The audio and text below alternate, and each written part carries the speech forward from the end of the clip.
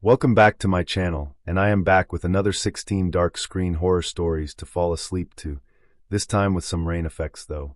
Relax and shut your eyes, and let's get right into it.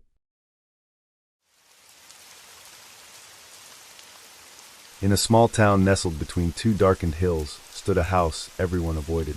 No one knew who had built it, nor why it remained empty for so many years, but rumors swirled about its sinister past. Generations grew up hearing stories of strange lights flickering at night, whispers echoing from empty rooms, and shadowy figures lingering in the cracked windows. It was said the house watched, waited, and held secrets so dark that none who entered would come out the same, if they came out at all. Elena didn't believe in ghost stories. A junior journalist for the local newspaper, she specialized in debunking myths. But when her editor sent her to investigate the house on a dare, Elena accepted, rolling her eyes at the murmurs of her colleagues who warned her against it. "Just a house," she muttered as she stepped through the iron gate, which creaked like a dying scream. She shivered but pushed forward. The air seemed to grow heavier with each step, as if the house was aware of her presence, its silent gaze bearing down on her. The yard was overgrown, and thorny vines snaked up the sides of the building, as if they too were trying to keep people away. When Elena reached the door, she paused. Her fingers tingled as she brushed the tarnished brass handle, a warning shiver dancing up her spine. Laughing nervously at her own reaction, she pushed the door open. It groaned, protesting as though it hadn't moved in decades, and a musty, rotting odor seeped out, thick and nauseating. Inside, the air was stifling, the darkness almost palpable. She flicked on her flashlight, the beam slicing through the murk to reveal peeling wallpaper and warped floorboards. Her footsteps echoed as she ventured into the front hall. The house seemed impossibly large inside, stretching further than it looked from the outside. Rooms branched off in every direction, their doors slightly ajar, as though waiting for someone to enter. "Hello," she called out, but the house swallowed her voice, her words dying in the oppressive silence. As she explored, strange details leapt out. Odd, faint carvings covered the walls, symbols she didn't recognize that twisted and coiled like writhing serpents. Her heart beat faster. No one had said anything about symbols. Determined to capture everything, she pulled out her camera and began to snap photos. She was squatting down, examining a strange pattern of scratches on the floor, when she heard it, a faint, shuffling sound from above, like footsteps dragging across the floor. "Hello," she called again, more forcefully, but only silence replied. Elena climbed the stairs cautiously, each creak of the wood sounding like a scream in the stillness. On the second floor, the atmosphere grew colder. Every few steps, she caught glimpses of movement in her peripheral vision, shadows flitting from room to room, too fast to see clearly. And then she heard it again. Footsteps. But this time they were closer. A chill washed over her. "It's just an old house," she whispered, more to herself than to anyone else. Old houses make noises. As she reached the top of the stairs, a door at the end of the hallway swung open on its own, creaking slowly. Her hand trembled as she lifted her flashlight and shined it into the room. It was empty, save for an ancient rocking chair sitting in the middle of the floor, gently rocking back and forth. "Wind," she muttered, trying to convince herself. But she could feel it, that unshakable sensation of being watched. She backed away, her eyes never leaving the chair, and that's when she heard it, a whisper, faint and insidious, tickling her ear as though someone was standing right behind her. "Leave," it breathed. She spun around, but no one was there. Heart pounding, she backed down the hallway, but as she turned, she caught sight of something on the wall. Words were scratched into the plaster, letters jagged and angry. "They never leave." Her pulse thundered in her ears. She took a photo of the words, needing proof that she wasn't imagining this, and backed away, her breaths coming in short, sharp gasps. The hallway stretched on endlessly, seeming to warp and twist with each step she took. Rooms blurred together, and her flashlight flickered as if struggling to stay alive. She picked up her pace, desperate to reach the staircase, but when she finally found it, she froze. Standing at the top of the stairs was a figure, shadowy and indistinct, its form shifting and swaying. She could see hollow, empty eyes staring back at her, a face stretched into a grotesque grin. It raised a hand, bony fingers curling as though beckoning her forward. "No," she whispered, stumbling backward. She turned and bolted down the hallway, but the floor seemed to move beneath her feet, stretching and contracting as though alive. She could feel the walls closing in, pressing her forward even as she fought to escape. The whispers grew louder, a chorus of voices echoing around her, filling her mind with fragments of words. "They stay. They stay." They stay. Desperate, she threw herself into one of the rooms, slamming the door shut behind her. She pressed her back against it, gasping for breath, and flicked her flashlight back on. The room was empty except for a large mirror standing in the corner. Something about it seemed wrong. The glass was too dark, almost black, reflecting a distorted version of the room. She forced herself to look, and there, in the dim reflection, she saw herself, but her reflection didn't move with her. Instead, it raised a hand and pointed at her, a twisted smile spreading across its face. Its eyes were hollow, dark pits that seemed to stare right through her. Panicking, she backed away, but the reflection followed her movements, its smile growing wider, its eyes narrowing with malicious delight. She turned, trying to open the door, but it wouldn't budge. The doorknob burned cold beneath her fingers, freezing her hand to the metal. "Let me out," she screamed, pounding on the door. But the house absorbed her cries, muffling them, as if savoring her terror. The mirror began to shimmer, and a voice, thin and raspy, whispered from its depths. "Join us." She shook her head frantically, her eyes filling with tears as her reflection continued to grin. The words carved into the walls flashed through her mind. "They never leave." Suddenly, a hand shot out from the mirror, clawed and pale, reaching for her. She screamed, scrambling back, but the hand caught her wrist, its grip icy and relentless. It began to pull her toward the glass, her own reflection watching with that same wicked smile. "No! Let me go!" she cried, clawing at the floor, but the mirror's pull was stronger. Her vision blurred, her body going numb as the glass swallowed her, pulling her into a world of darkness and shadow. When Elena's editor didn't hear back from her, he sent a few staff members to the house to check on her. They found her camera on the floor in the hallway, her last photograph capturing a blurry reflection of a grinning face in the darkened mirror. There was no sign of Elena herself, only the suffocating silence of the house that watched, waited, and once again held its secrets. The story of the house grew darker after that. The locals whispered of the house that consumed those who dared enter, a place that was forever hungry. For even now, when people passed by in the dead of night, they would see a pale face in the window, hollow-eyed and grinning, as though inviting them to step inside.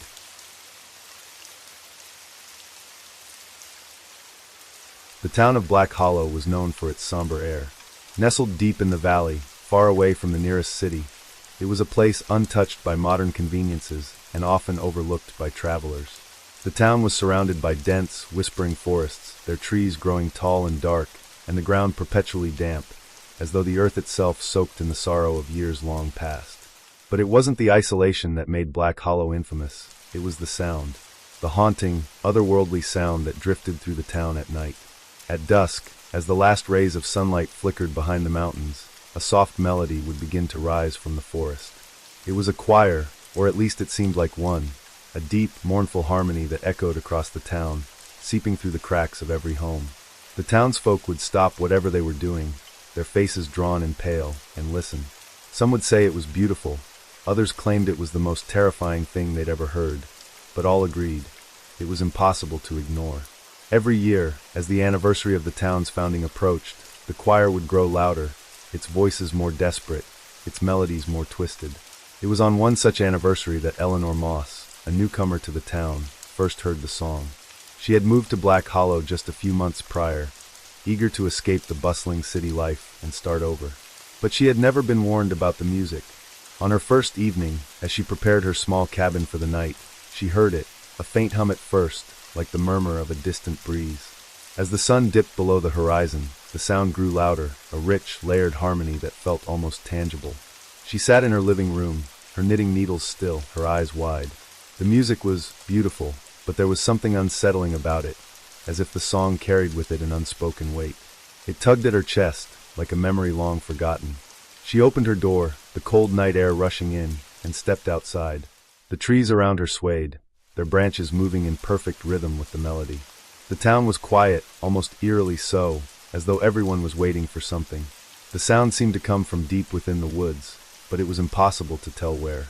Curious but cautious, Eleanor grabbed a flashlight and made her way down the narrow path leading into the forest.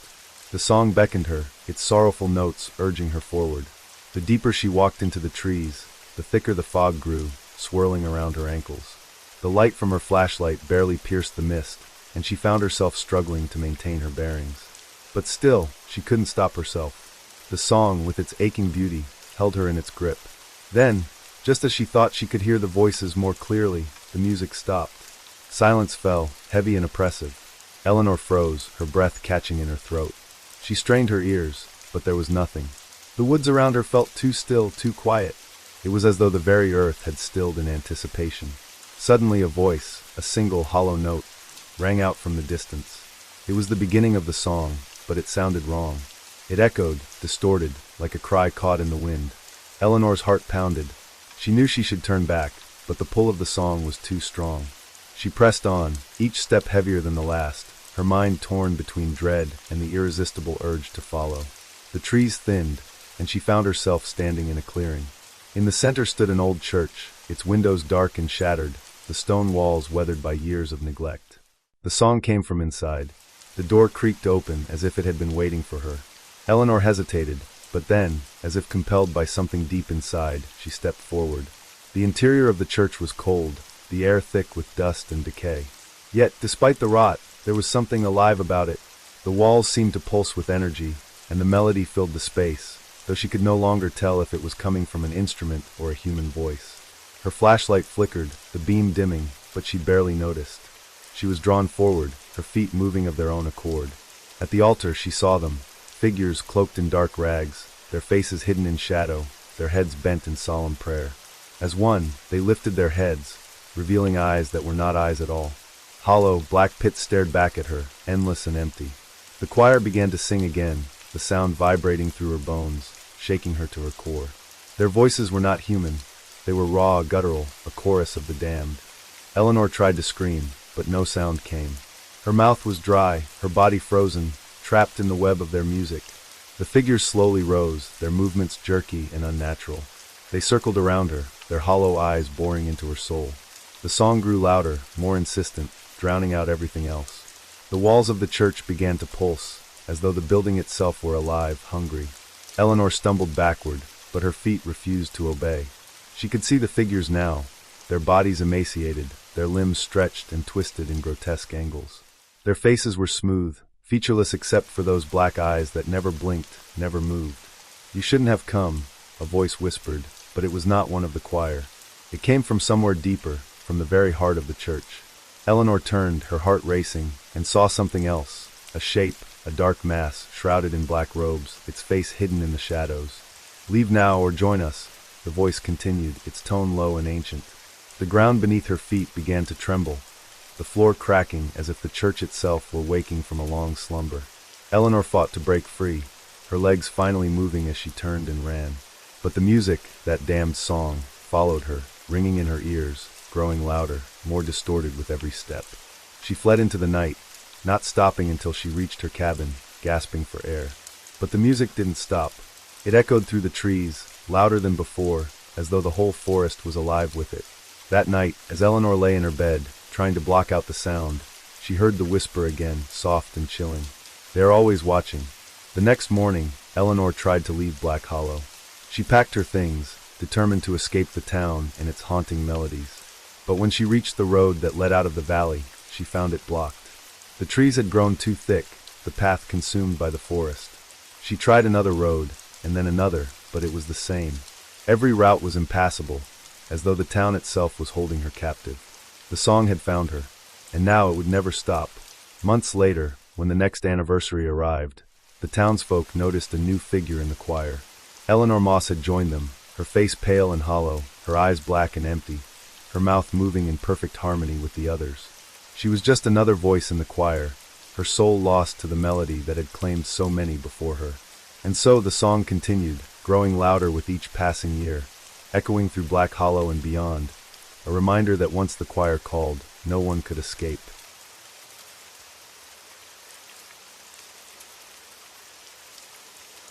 It started with a letter, a simple, unassuming envelope that arrived at Emily's doorstep on an autumn evening. She had just moved into the small, dilapidated cottage on the outskirts of the town of Elmswood, seeking a quiet retreat away from the noise of city life. The cottage, nestled at the edge of a sprawling forest, was old, with ivy crawling up the stone walls and a weathered roof that seemed to sag under the weight of years. But it was hers, and for the first time in months, Emily felt a sense of peace. The letter was addressed to her in elegant, looping handwriting. There was no return address, just her name written in ink so dark it almost seemed to bleed through the paper. Curious, she tore open the envelope and unfolded the note inside. Do not walk too far into the woods. The pines remember those who stray too far, and they do not forget. The message was strange, cryptic. At first, Emily dismissed it as some sort of prank. Elmswood was a quiet town, and people had strange ways of welcoming newcomers. But the words echoed in her mind, gnawing at her curiosity. She glanced out the window at the thick forest that bordered her property, the tall pines swaying gently in the wind, their dark branches reaching toward the sky like gnarled fingers. The next morning, Emily decided to take a walk. She had no intention of venturing deep into the forest, but she wanted to see more of the town. She left her cottage and made her way along the worn path that led to the woods. The air was crisp, the ground covered in a blanket of fallen leaves, their vibrant reds and oranges contrasting with the shadowed green of the trees. She marveled at the beauty of it, the tranquility of the place. But as she walked deeper into the forest, the atmosphere began to shift. The trees seemed to grow closer, their trunks thicker, their branches intertwining to block out the light. The air grew cooler, and the once peaceful forest now felt suffocating, oppressive. Emily glanced around, feeling a chill crawl up her spine. The path had become less defined, the ground softer, as if the forest was slowly reclaiming it. The woods felt alive, watching her every move. She stopped, feeling an unexplainable sense of unease settle over her. Something wasn't right. She turned to retrace her steps, but the path had changed. The trees seemed to have closed in behind her, the trail now obscured by thick brambles and low-hanging branches. Panic rose in her chest. She took a few hesitant steps forward, trying to push through the underbrush, but the trees around her seemed to shift, twisting in unnatural ways. Then she heard it, a whisper. At first, she thought it was the wind, but the voice was too clear, too purposeful. Emily. The sound was soft, almost gentle, but it sent a shiver through her body. She froze, her breath catching in her throat. The voice had come from behind her, deeper in the woods. It wasn't her imagination. It was real. Emily, come closer. The voice was different now, darker, more insistent. It seemed to echo all around her, as though the trees themselves were speaking. She spun around, searching the shadows for the source of the voice, but saw nothing. The forest was still. Leave, the voice whispered, a cold edge to its tone now. Turn back before it is too late. Her heart pounded in her chest. The letter, the warning. She had ignored it, foolishly thinking it was just a superstition. But now she realized that the woods were not as they seemed. The trees weren't just trees. They were watching her, waiting. Without thinking, Emily turned and ran, crashing through the underbrush, her breath ragged in her chest. She had to get back to the cottage. She had to leave. But no matter how fast she ran, the forest seemed to stretch on endlessly. The trees closed in tighter, and the whispers followed her, growing louder with each step. It was as though the very ground beneath her feet had turned against her, urging her deeper into the woods. The whispers now became voices, many voices, all murmuring in a low, guttural hum. They circled her, clawing at her mind. Some were familiar, some were not. They called her name, pleaded with her, begged her to come closer. Emily screamed, but her voice was swallowed by the forest, lost in the chorus of whispers. In the distance, she saw something, a flicker of light through the trees. Her heart surged with hope. The cottage. She could make it. But as she stumbled toward the light, the path shifted again. The trees parted, and she found herself in a clearing. In the center stood a circle of tall, ancient pines, their trunks twisted and gnarled, their roots crawling across the ground like veins. And at the center of the circle, standing in a pool of moonlight, was a figure. A man, or something that resembled a man.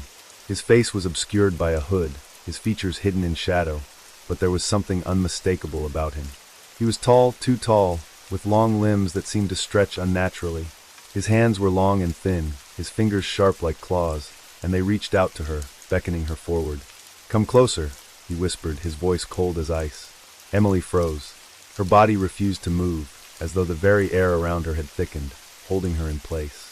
"You are the one," the figure continued, stepping forward slowly, his footsteps silent, like the forest itself was muffling his movements. "You are the one who was meant to come." The ground beneath her feet shifted, the earth growing soft and damp. The whispers rose again, more urgent now, circling her like vultures. The trees around her seemed to lean in, their branches stretching toward her, their leaves rustling with a sound that resembled laughter. And then she saw it. From the shadows, something emerged, a dark, shapeless mass, writhing in the moonlight. It was a creature, but it wasn't like anything Emily had ever seen. It had no discernible features, no face, just a shifting, blackened form that seemed to devour the light around it.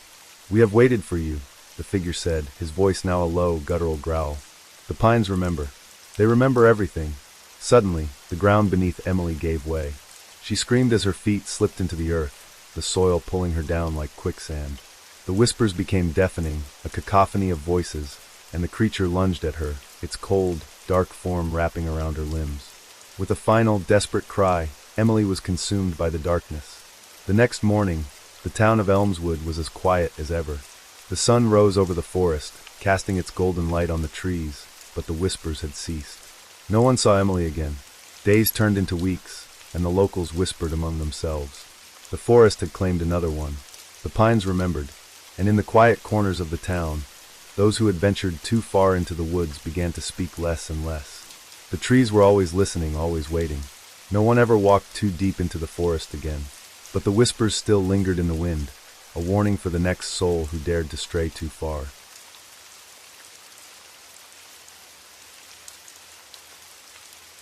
It was a cold, crisp evening when Henry first noticed the station.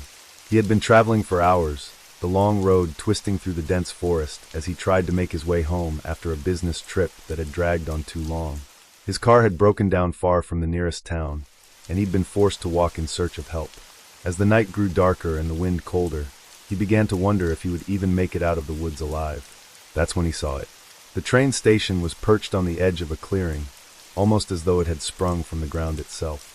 It wasn't on his map, and he didn't remember seeing it before when he had driven through the area. The station was old, an old-time relic, like something from the past. The wooden platform creaked underfoot as Henry stepped closer, the faint sound of a whistle echoing in the distance, though no train was visible.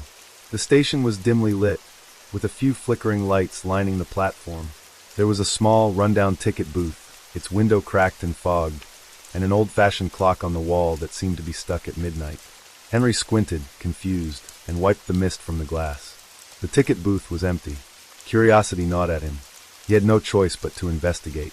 He stepped inside the station, his footsteps echoing in the empty hallway. The air smelled stale, like it had been sitting for years without any sign of life. The walls were lined with faded posters, none of them current, advertising trains to places Henry didn't recognize. As he walked further in, the quiet grew oppressive, and he couldn't shake the feeling that something was wrong. He heard the train whistle again. It was louder this time, almost close enough that it seemed to be right outside the station. He walked quickly toward the platform, glancing up at the station clock. It was still stuck at midnight. When he reached the edge of the platform, he saw the train coming. It was a sleek, black locomotive, though it seemed impossibly long, stretching far beyond the confines of the station. The windows were dark, the train entirely silent except for the occasional hiss of steam. A strange compulsion took hold of him as the train slowed to a stop in front of him. He knew he had no reason to board, no reason to trust this eerie, deserted station, yet his feet moved on their own accord. He couldn't stop himself. As he climbed aboard, the train doors slid open with an unsettling hiss. Inside, the train was even stranger. The seats were upholstered in dark velvet, but the fabric looked worn and torn, as though it had been in use for centuries. The carriages were empty, the soft glow of dim lights casting long shadows along the aisle. He felt an unnatural chill in the air, like something was waiting. He found an empty seat by the window and sat down, unsure of why he had gotten on the train in the first place. The moment he sat, the doors closed, and the train began to move. At first, the ride was smooth. He gazed out the window, watching as the landscape outside blurred into a dark, indistinguishable smear. He couldn't tell if they were moving through trees, fields, or something else entirely. The night sky was pitch black, no stars in sight. Time seemed to stretch out, and Henry found himself growing more and more uneasy. His mind raced with questions. Where was he going? Why was the train so empty? Why hadn't he seen anyone else on the platform? It was then that he heard the footsteps. They were faint at first, soft taps of shoes against the train's metal floor, coming from behind him. Slowly, they grew louder. He turned, but the aisle was empty. He couldn't see anyone. The footsteps continued, though, getting closer and closer until they stopped directly behind him. "Excuse me," Henry called out, his voice breaking through the silence. "Is there anyone there?" No answer, just the faint sound of breathing. Suddenly, the lights flickered, and for a split second, Henry could have sworn he saw a figure sitting across from him in the reflection of the window. A tall, thin man with hollow eyes, staring directly at him. He blinked, but the figure was gone. His heart raced as he looked around, but there was still no one else on the train. The train lurched, and Henry was thrown forward against the seat. His stomach turned as the train seemed to pick up speed, the darkness outside the window becoming more oppressive, as if they were traveling through some sort of endless void. The whispers began then. At first, it was subtle, a soft, barely audible murmur, as if a conversation was taking place just out of earshot. But soon, the whispers grew louder, until the train was filled with them.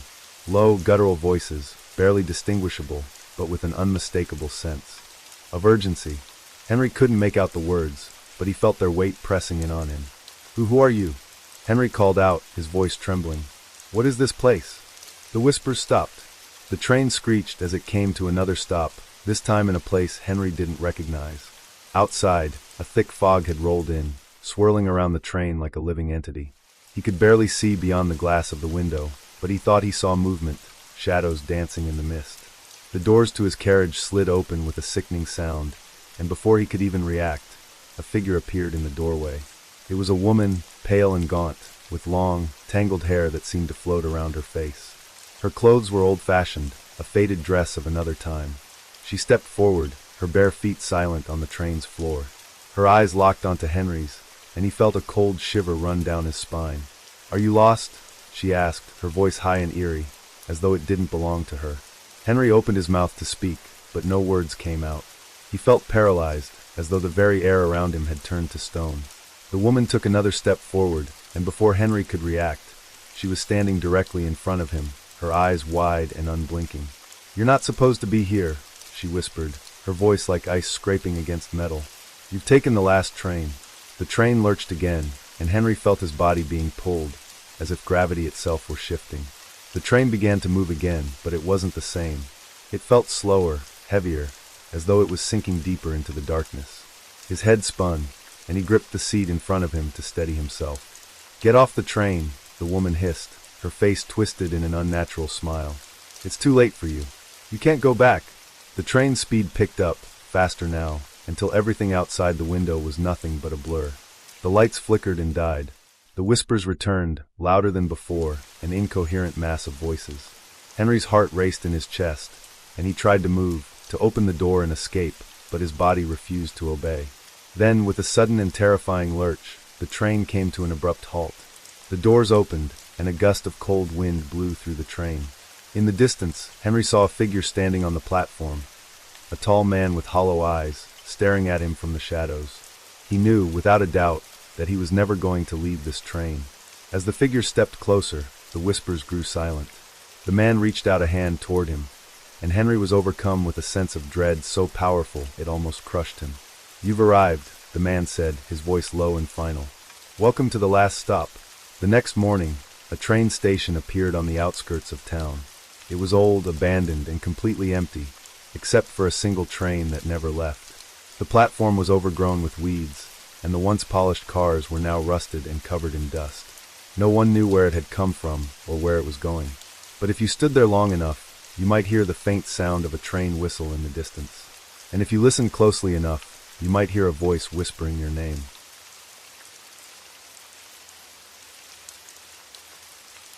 Of urgency. Henry couldn't make out the words, but he felt their weight pressing in on him. Who are you?" Henry called out, his voice trembling. "What is this place?" The whispers stopped. The train screeched as it came to another stop, this time in a place Henry didn't recognize. Outside, a thick fog had rolled in, swirling around the train like a living entity. He could barely see beyond the glass of the window, but he thought he saw movement, shadows dancing in the mist. The doors to his carriage slid open with a sickening sound, and before he could even react, a figure appeared in the doorway. It was a woman, pale and gaunt, with long, tangled hair that seemed to float around her face. Her clothes were old-fashioned, a faded dress of another time. She stepped forward, her bare feet silent on the train's floor. Her eyes locked onto Henry's, and he felt a cold shiver run down his spine. "Are you lost?" she asked, her voice high and eerie, as though it didn't belong to her. Henry opened his mouth to speak, but no words came out. He felt paralyzed, as though the very air around him had turned to stone. The woman took another step forward, and before Henry could react, she was standing directly in front of him, her eyes wide and unblinking. "You're not supposed to be here," she whispered, her voice like ice scraping against metal. "You've taken the last train." The train lurched again, and Henry felt his body being pulled, as if gravity itself were shifting. The train began to move again, but it wasn't the same. It felt slower, heavier, as though it was sinking deeper into the darkness. His head spun, and he gripped the seat in front of him to steady himself. "Get off the train," the woman hissed, her face twisted in an unnatural smile. "It's too late for you. You can't go back." The train's speed picked up, faster now, until everything outside the window was nothing but a blur. The lights flickered and died. The whispers returned, louder than before, an incoherent mass of voices. Henry's heart raced in his chest, and he tried to move, to open the door and escape, but his body refused to obey. Then, with a sudden and terrifying lurch, the train came to an abrupt halt. The doors opened, and a gust of cold wind blew through the train. In the distance, Henry saw a figure standing on the platform, a tall man with hollow eyes, staring at him from the shadows. He knew, without a doubt, that he was never going to leave this train. As the figure stepped closer, the whispers grew silent. The man reached out a hand toward him, and Henry was overcome with a sense of dread so powerful it almost crushed him. "You've arrived," the man said, his voice low and final. "Welcome to the last stop."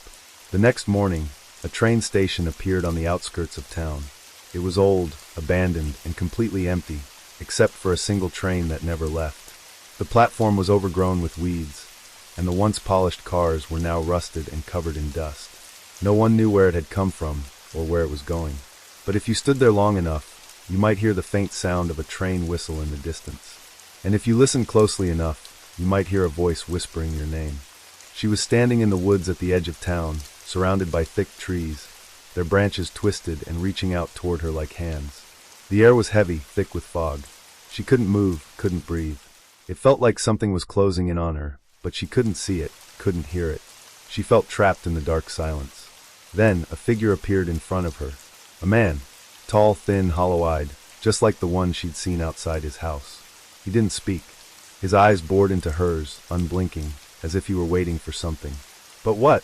And then, as quickly as he appeared, he was gone, swallowed by the fog. Ellie woke with a start, her sheets tangled around her, her body drenched in sweat. The dream had felt so real, too real. Her heart was still pounding, and she couldn't shake the feeling that she wasn't alone in her room. She glanced around but saw nothing, only the dim glow of the moon through her window, casting long shadows across the floor. But even as she tried to convince herself it was just a dream, a thought lingered at the back of her mind. The Hollow Man. That's what they called him in the town. He had been there for as long as anyone could remember. Some said he was a hermit. Some said he was a wanderer who had never really settled. Others said he was more than that he was something the town had created long ago, something that had grown too strong to leave. The Hollow Man didn't speak, didn't age, didn't need anything.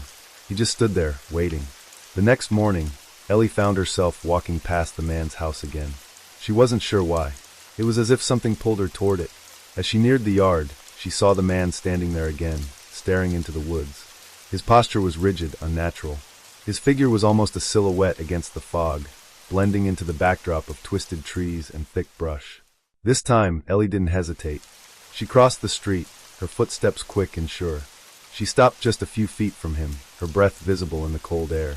"Why do you stare at the woods?" she asked, her voice quiet but steady. The man didn't respond. His eyes were fixed on the trees, but she felt a shift in the air. A subtle change, as though he was aware of her, even if he didn't look at her. "Who are you?" Ellie pressed, trying to force the words out through the knot in her throat. "What do you want?" The man's head turned slowly, almost too slowly, as though his neck was stiff, or maybe as though it wasn't even his neck at all. His gaze locked onto her, and for the first time, she saw a flicker of something in his eyes. Something like recognition, something ancient. He stepped forward, his movements jerky, unnatural. "You shouldn't have come here," he said, his voice rasping, like dry leaves scraping against the ground. "It's too late for you." Ellie took a step back, a cold wave of fear washing over her. Too late for what? Before he could answer, a low, rumbling growl echoed from the woods. It wasn't an animal sound. It was something deeper, something that vibrated in the very earth beneath her feet. The air around her grew thick, suffocating. The man's eyes widened, his face contorting in an expression of terror. "You can still leave," he rasped. "Go." Go now. But Ellie was frozen, her feet rooted to the spot, her body unwilling to obey. The growl grew louder, the earth trembling beneath her. The trees behind the man began to shift, moving as though they had a life of their own, their roots twisting and churning. From the darkness of the woods, a figure emerged. It was a man, but not a man. He was tall, impossibly tall, his body stretching unnaturally, his skin gray and thin like paper. His eyes were empty, hollow black pits, wide and unblinking. The air around him seemed to darken, to warp, as though the very light was being drawn toward him. The hollow man had come. The man in front of Ellie screamed, but his voice was drowned out by the growl of the woods. The hollow man reached out, his long, claw-like fingers extending toward her. The man across the street tried to run, but he didn't make it far. The hollow man's fingers wrapped around him like chains, pulling him back toward the trees. And as Ellie watched, helpless, the hollow man turned toward her. He was waiting for her to understand. This was his town. The next morning, they found Ellie's apartment empty. The streets of Maple Hollow were as quiet as they had always been. The only sign that anything had changed was the figure of the hollow man standing once more in the yard across the street, his hollow eyes fixed on the woods, waiting. And the town, for all its quietude, continued to breathe, waiting.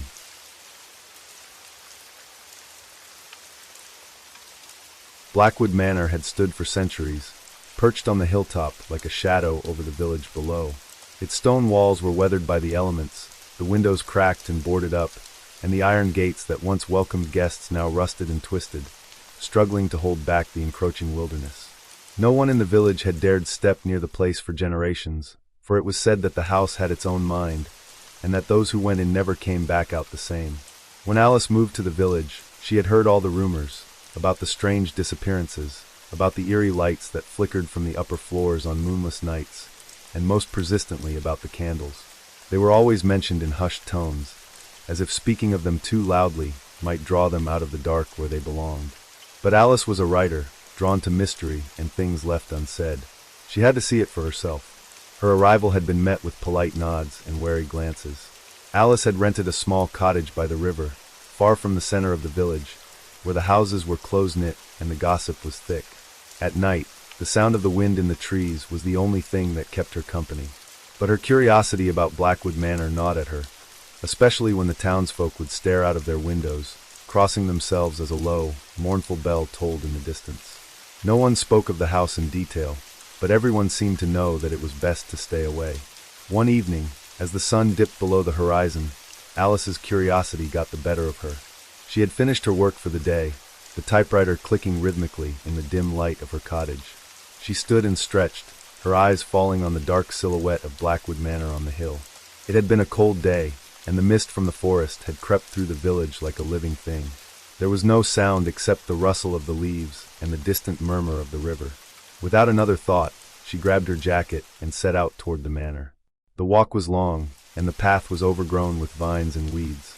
The air grew colder as she ascended the hill, and the wind whispered through the trees, carrying with it an unsettling feeling. As she neared the gates, she noticed how the iron seemed to groan in protest, the heavy hinges creaking under the weight of time. The gates were ajar, as if inviting her in, though Alice was aware that something about this invitation felt wrong. Still, she stepped inside. The grounds around the manor were wild, wild with neglect, wild with the forest's desire to reclaim the land. The grass grew thick, and bushes crowded against the house, their twisted limbs clawing at the stone like fingers. The manor loomed ahead, dark windows staring out like empty eyes, its tall, jagged roof cutting into the sky. Alice stood for a moment, her breath fogging the cold air.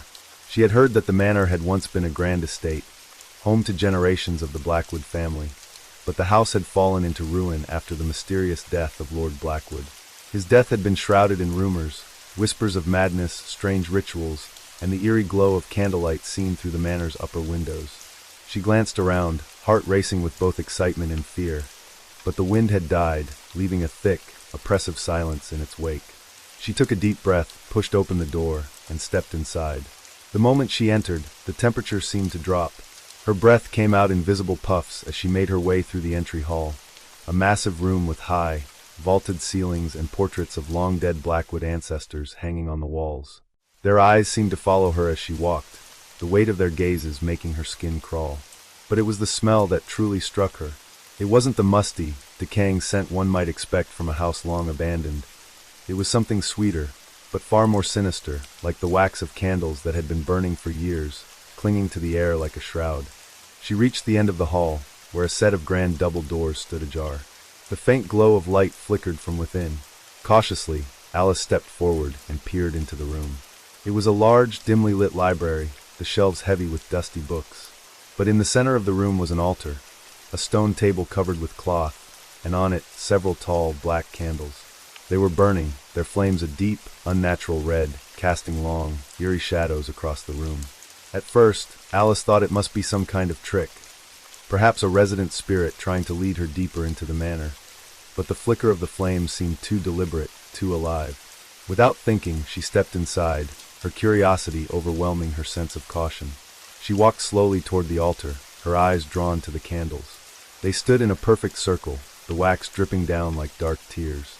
The scent of them was intoxicating, filling her senses as though the very air was charged with their presence. Something about the candles felt wrong, though. Their flickering light seemed to cast shadows in ways that didn't make sense, moving against the natural rhythm of the fire. As she reached the altar, she heard the faintest whisper, a voice on the edge of her hearing, as if calling her name. She turned, but there was no one there.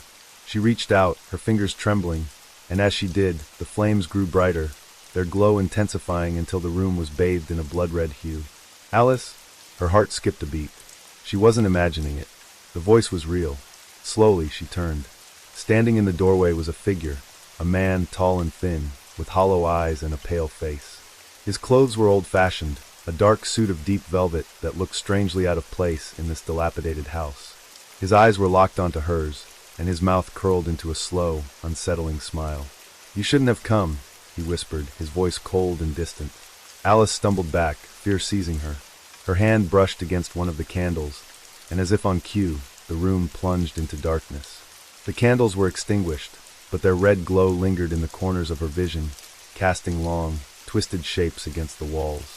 She turned and bolted, rushing through the dark halls of Blackwood Manor, her footsteps echoing off the stone walls. The air grew heavier with each step, suffocating her, as if the house itself were alive, breathing down her neck.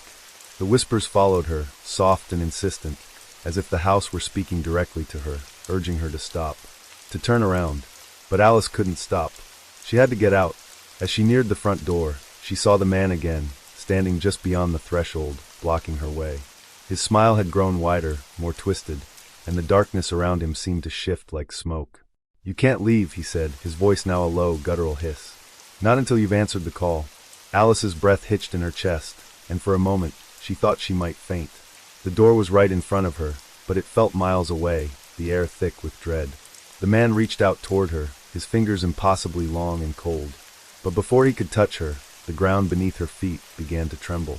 The walls of the manor cracked, the candles on the altar reigniting with a burst of flame, casting a violent red light across the room. With a scream, Alice lunged forward, pushing through the door and stumbling into the yard. She ran, her legs burning with the effort, until the manor was nothing but a silhouette against the sky.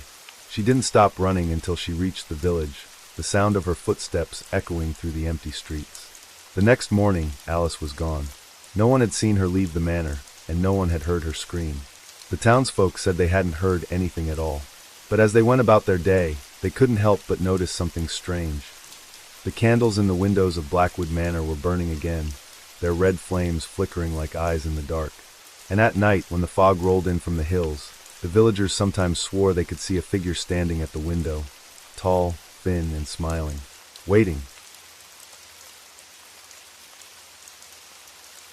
There was something wrong with Hollow Creek, and when Eliza first moved there, she had no idea just how wrong it was. She had come from the bustling city, seeking solace from the noise of her life. The endless deadlines, the pressure, the overwhelming sense of losing herself in the concrete jungle. She needed a break. Hollow Creek, with its quaint cottages and empty roads, seemed like the perfect escape. The little town was hidden away in the hills, far from the chaos of modern life. It felt like stepping into a forgotten world. The locals were quiet, pleasant enough, but distant. They went about their routines in silence, like they were all following the same unspoken rules. Everyone had their place, their own way of life, and no one really questioned the boundaries. Eliza rented a small house on the edge of town, tucked away near the woods.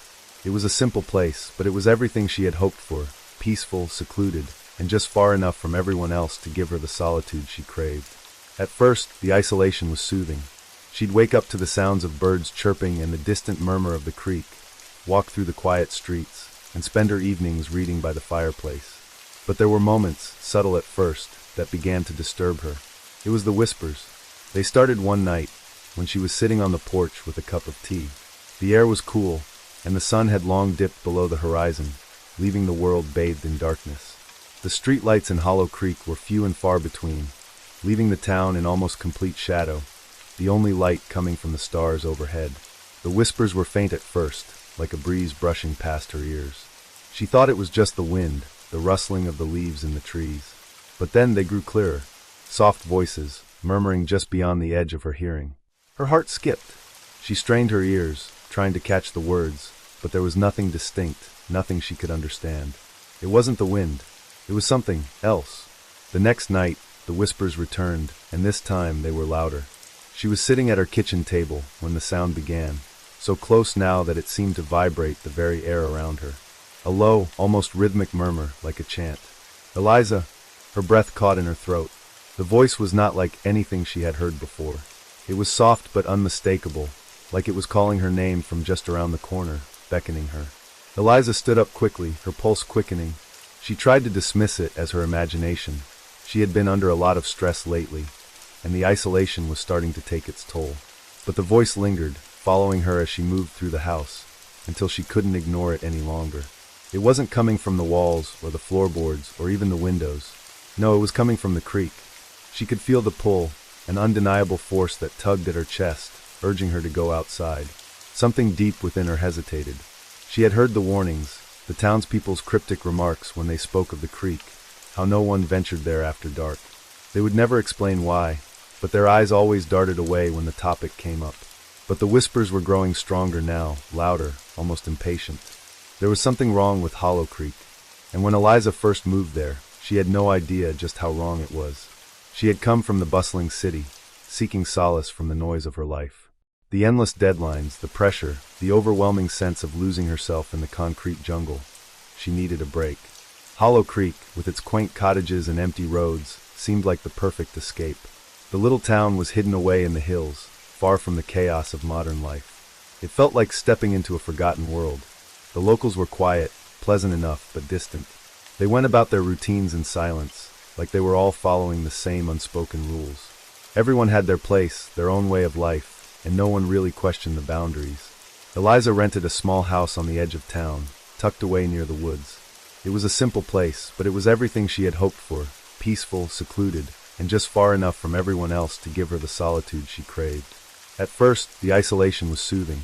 She'd wake up to the sounds of birds chirping and the distant murmur of the creek, walk through the quiet streets, and spend her evenings reading by the fireplace. But there were moments, subtle at first, that began to disturb her. It was the whispers. They started one night, when she was sitting on the porch with a cup of tea. The air was cool, and the sun had long dipped below the horizon, leaving the world bathed in darkness. The streetlights in Hollow Creek were few and far between, leaving the town in almost complete shadow, the only light coming from the stars overhead. The whispers were faint at first, like a breeze brushing past her ears. She thought it was just the wind, the rustling of the leaves in the trees. But then they grew clearer, soft voices, murmuring just beyond the edge of her hearing. Her heart skipped. She strained her ears, trying to catch the words, but there was nothing distinct, nothing she could understand. It wasn't the wind. It was something else. The next night, the whispers returned, and this time they were louder. She was sitting at her kitchen table when the sound began, so close now that it seemed to vibrate the very air around her. A low, almost rhythmic murmur, like a chant. Eliza, her breath caught in her throat. The voice was not like anything she had heard before. It was soft but unmistakable, like it was calling her name from just around the corner, beckoning her. Eliza stood up quickly, her pulse quickening. She tried to dismiss it as her imagination. She had been under a lot of stress lately, and the isolation was starting to take its toll. But the voice lingered, following her as she moved through the house, until she couldn't ignore it any longer. It wasn't coming from the walls, or the floorboards, or even the windows. No, it was coming from the creek. She could feel the pull, an undeniable force that tugged at her chest, urging her to go outside. Something deep within her hesitated. She had heard the warnings, the townspeople's cryptic remarks when they spoke of the creek, how no one ventured there after dark. They would never explain why, but their eyes always darted away when the topic came up. But the whispers were growing stronger now, louder, almost impatient.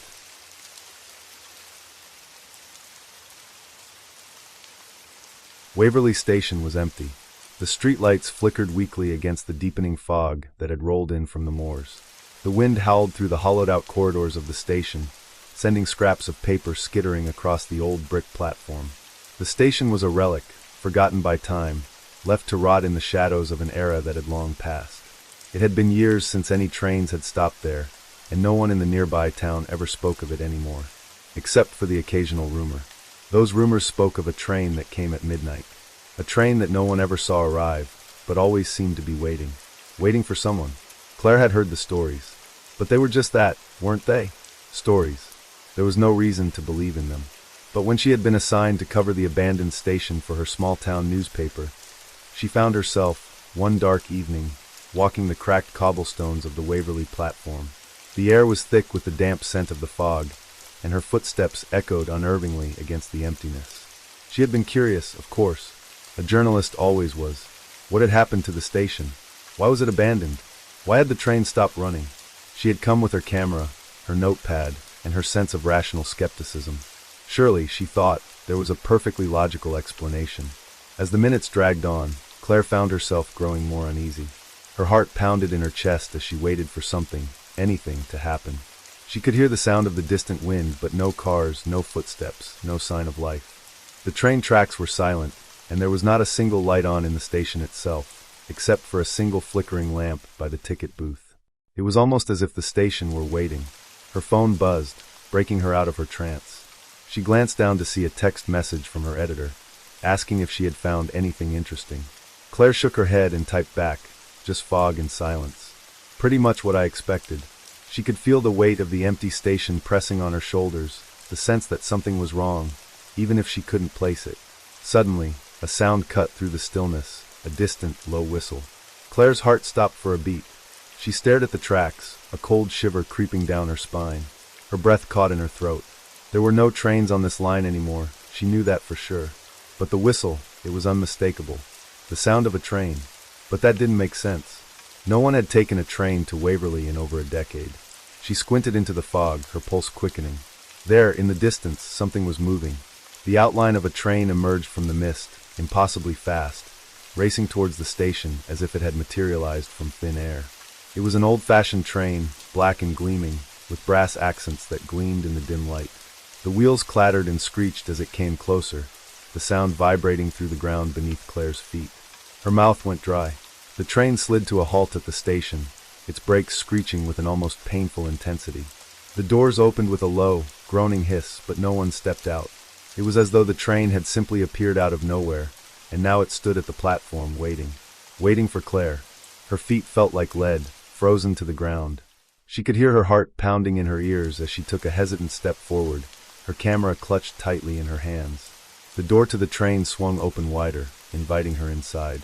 A strange, acrid smell, like burnt tobacco and old leather, filled the air. It was impossible to ignore the pull of the train, like something deep in her mind urged her to board. Then from within the train, she heard a voice. It was deep and gruff, but there was something familiar about it.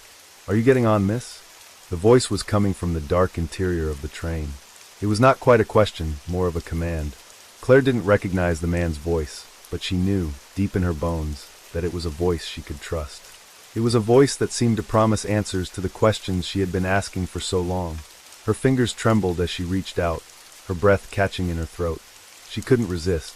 She had to see where this train was going, had to know why it was here. She climbed aboard. The moment she stepped onto the train, the doors slammed shut behind her, making her jump. The train lurched forward, pulling her into the dark, the fog outside thickening with each passing second. The interior was dimly lit by flickering bulbs, casting long, sharp shadows across the seats. The air smelled stale, like an old attic or a forgotten storage room. The only sound was the steady rhythm of the train's wheels on the track, a monotonous clack-clack-clack that filled the silence. "Where are we going?" Claire managed to ask, her voice shaking as she looked down the long corridor of the train. The man who had spoken before was nowhere to be seen, but she could feel his presence, like a shadow lingering just beyond the corner of her vision. "Waverly," came the reply, though no one was around her. The voice seemed to come from everywhere, filling the cabin as if it had always been there. "We're going to Waverly." A chill ran down Claire's spine. She had never heard of another place called Waverly, and the implication of the words was not lost on her. Was this the same Waverly? Was this a place she knew, or something else entirely?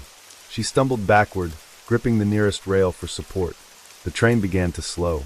The clacking of the wheels gradually softened, and the air seemed to change, growing heavier, thicker, as though the train were entering some other space, something beyond the normal world. Claire felt a cold dread settle in her stomach, a feeling like a dark premonition, warning her that whatever was ahead, it was not good. She tried to move, but her legs wouldn't respond. Her feet felt like they were stuck in place, as though the floor had become a sticky web. She tugged at the door to the next compartment, but it was locked. She couldn't escape. She couldn't move. The lights flickered once more, and the voice spoke again, but this time, the words were chillingly clear. "Don't look back!" Something inside her screamed in terror, but her head whipped around of its own accord, forced by some dark compulsion. What she saw froze her blood. In the reflection of the window, just over her shoulder, stood a figure, a tall man in a dark coat, his face obscured by the shadows. But there was something horribly wrong about him. His eyes, pale and glazed, were empty, lifeless, staring at her with a hunger that sent a jolt of panic through her. His lips peeled back in a grotesque grin, revealing rows of sharp, yellow teeth. Claire stumbled backward in shock, only to realize that the figure was not reflected in the window. It was standing right behind her. Before she could react, the train lurched to a stop. The doors opened once more. Waverly Station. But it wasn't the same station she had seen earlier. This one was different, darker, older, covered in layers of grime and decay. The platform was empty, save for a few rotting wooden benches and a single flickering lantern. The fog was thick here, swirling like smoke in the cold air. And as she stepped off the train, Claire realized she was no longer alone. The platform was full of figures, pale, thin people, all wearing tattered clothing, their eyes blank, their faces hollow with despair. They shuffled forward, silent and strange, their heads lowered as though they were all waiting for something. Claire's legs trembled. Her chest tightened with the sudden realization. This was not just an abandoned station. It was a place, a limbo, where people came and never left. "You were meant to be here, Claire," the voice said, once more filling the air, now distorted and strange. "You answered the call, and now you'll stay." She tried to scream, but the fog swallowed her words. The train had come for her, and there would be no leaving Waverly. As dawn broke over the moors the next morning, the station was empty once more.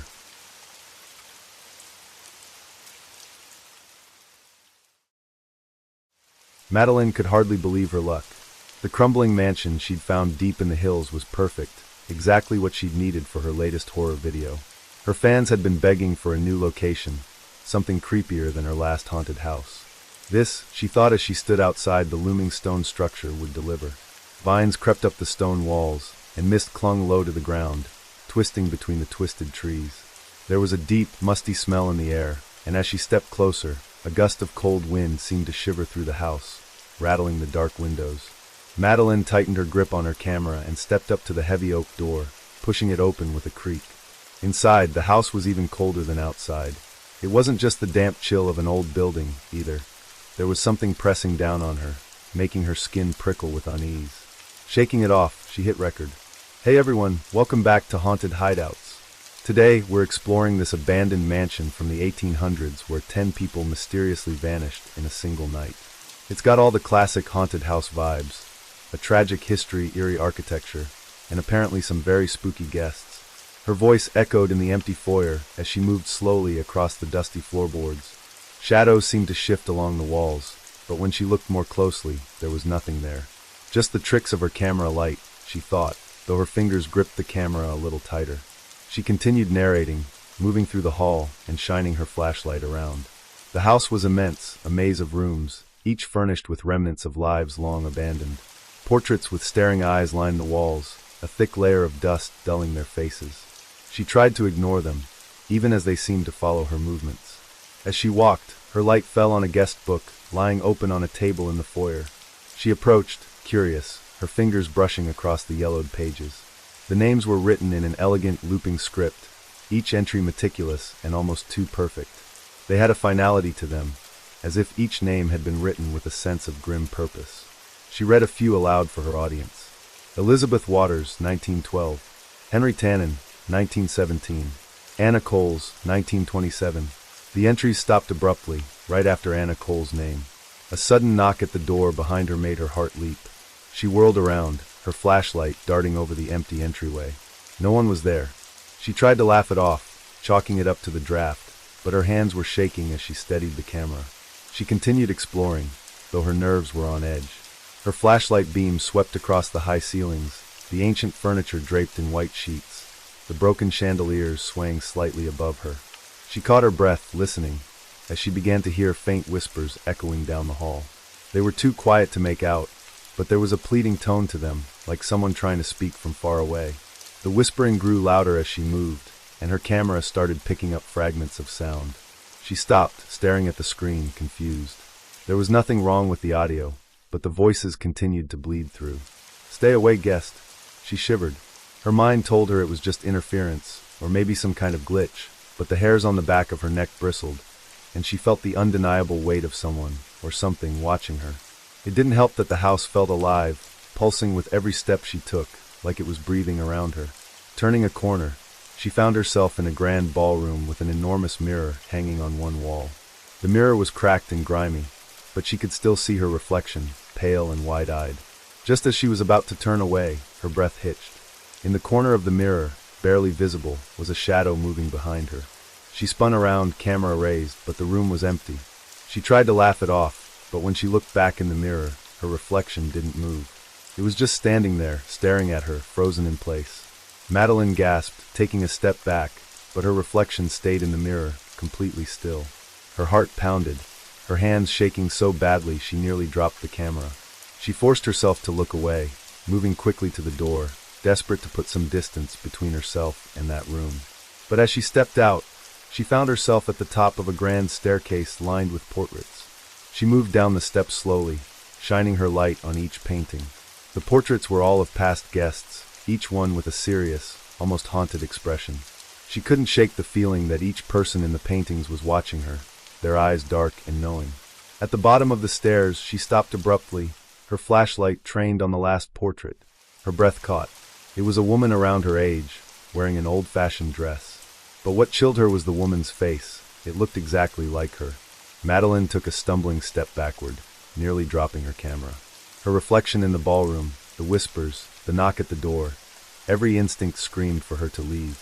But something seemed to be pulling her deeper into the house, drawing her down the hall toward a door at the far end. With trembling hands, she pushed the door open and found herself in a small, dusty bedroom with a faint, lingering scent of lavender.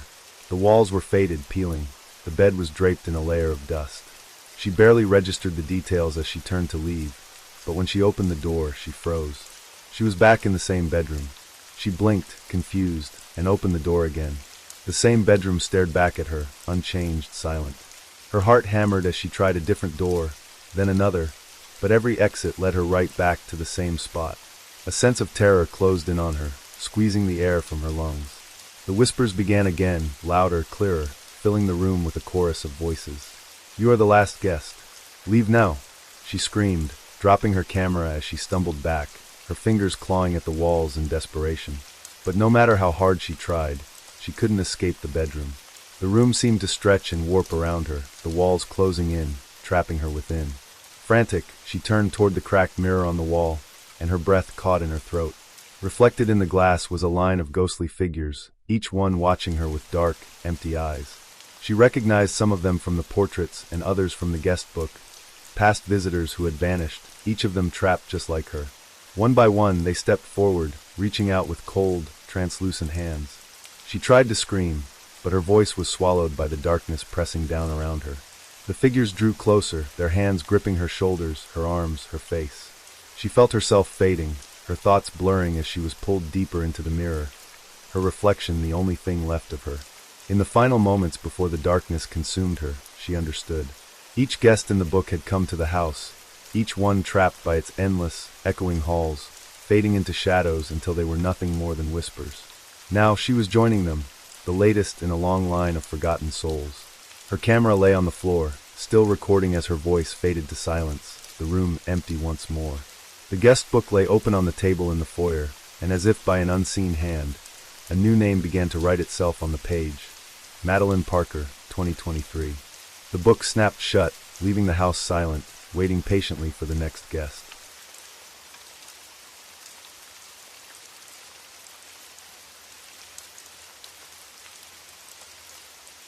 Mason Jones was tired. No, he was exhausted. His YouTube channel, Mystery Trails, was growing fast, but the endless editing, research, and sleepless nights had started taking a toll on him. He needed a video that would take the channel to the next level, something unforgettable. So when he received an email with the subject line, "Come to Briarwood," it piqued his interest. The email was brief, with a cryptic message. "If you want your greatest story yet, come to Briarwood House. No one's been able to stay a full night. See if you can." Attached was an address, Briarwood House, deep in the forest, for hours from the nearest town. Curious, Mason searched for information about the mansion, hoping to find some history. All he uncovered were vague rumors. A cursed house, some tragedies in the family, guests disappearing. There were almost no photos and barely any documentation of what happened to the residents. It was as if the house had been deliberately erased from history. That was enough for Mason. He packed his camera, some lights, a notebook, and enough food for one night. He would drive to the house, film his experience, and return in the morning. It was exactly the type of content his subscribers wanted, and he couldn't pass it up. The drive was long, winding deeper and deeper into a forest where the trees loomed taller than any Mason had ever seen, their gnarled roots twisted like skeletal fingers. By the time he reached Briarwood House, the sun was beginning to dip below the horizon, casting eerie shadows across the overgrown lawn. The mansion was enormous, a towering structure that looked as though it had been forgotten for centuries. Ivy crawled up the crumbling stone walls, and all the windows were coated in grime, reflecting nothing but the darkening sky. Mason grabbed his equipment, took a deep breath, and approached the door. Just as he reached for the handle, the door creaked open on its own, revealing a long, dark hallway lined with portraits. The faces in the paintings looked stern, unwelcoming, their eyes seeming to track him as he stepped over the threshold. "Hey everyone, welcome back to Mystery Trails," Mason began, forcing a smile as he started recording. "Tonight, we're exploring Briarwood House, a place so haunted that no one's been able to spend a full night here. Let's see if we can be the first." The silence in the house was thick, almost pressing down on him. Every footstep seemed to echo, lingering longer than it should have, as if the walls were somehow swallowing the sound. Mason took a deep breath and began his exploration. As he moved through the grand hall, he noticed a peculiar smell. It wasn't just the musty scent of an old house. There was something metallic, sharp, almost like blood. He shook it off, blaming his imagination, and continued deeper into the mansion. He entered the dining room, and his flashlight swept across a long, dusty table, set with plates and goblets, each seat still arranged as though waiting for guests. But it was the chairs themselves that gave him pause. Each was draped with a heavy, ornate red cloth, darkened by age but still vibrant, and he had the unsettling feeling that something, or someone, had just been sitting there. His flashlight caught something glinting near the head of the table. Curious, he leaned closer and gasped. Scratched into the wood of the chair was a single word: help. The hairs on the back of his neck prickled, and he glanced around, half expecting to see someone lurking in the shadows. But he was alone, and after taking a few pictures, he moved on, pushing down his growing unease. He made his way down another hallway, past cracked wallpaper and dusty sconces, when he found an open door leading to a small study. There was a large desk in the center of the room, covered in a thick layer of dust. But what caught his eye was an old leather-bound journal lying on top, untouched by time. He hesitated, then picked it up, opening to the first page. April 13th, 1874. They had begun appearing in my dreams. Every night, the same faces, their eyes hollow, their mouths forming words I cannot hear. I cannot leave the house. They will not let me. Mason flipped to another entry, feeling a chill creep up his spine. May 3rd, 1874. They grow angrier each night. They say I have forgotten them. I do not know what they mean. I am the only one here, but their voices grow louder. Soon, I fear I shall join them. The last entry was nearly illegible, as though written by a trembling hand. They are no longer in my dreams. They are here, standing by my bed as I write this. Their hands are cold, and they whisper that I am to be one of them. Mason's hands shook as he closed the journal. The air in the room had turned frigid, and he could swear he heard faint whispers coming from somewhere nearby. Ignoring the panic rising in his chest, he pressed on, determined to capture more footage. He explored further, moving upstairs, where the air grew colder with every step. At the top of the staircase, he found himself in a long hallway lined with closed doors. He opened the first one and stepped inside, finding a bedroom shrouded in dust. The bed was still made, a thick quilt draped over it, and an old mirror stood in the corner, clouded with age. As he examined it, he noticed something strange. His reflection was there, but it wasn't right. His eyes looked sunken, his face pale. But as he looked closer, he saw movement, a faint, shadowy figure behind him. He spun around, heart pounding, but there was nothing there. Just the empty room. When he turned back to the mirror, his reflection had changed. He was himself again, yet he couldn't shake the feeling that something had been watching him. Leaving the room quickly, he opened another door down the hall. This room was different, a nursery. Toys lay scattered on the floor, covered in dust, and a small crib stood in the corner. Mason's flashlight swept across the room, illuminating a doll sitting on a rocking chair. Its glassy eyes seemed to stare right at him. He stepped closer, feeling uneasy, and reached out to touch it. The moment his fingers brushed its porcelain face, he heard it, a faint giggle, high-pitched and chilling, echoing through the room.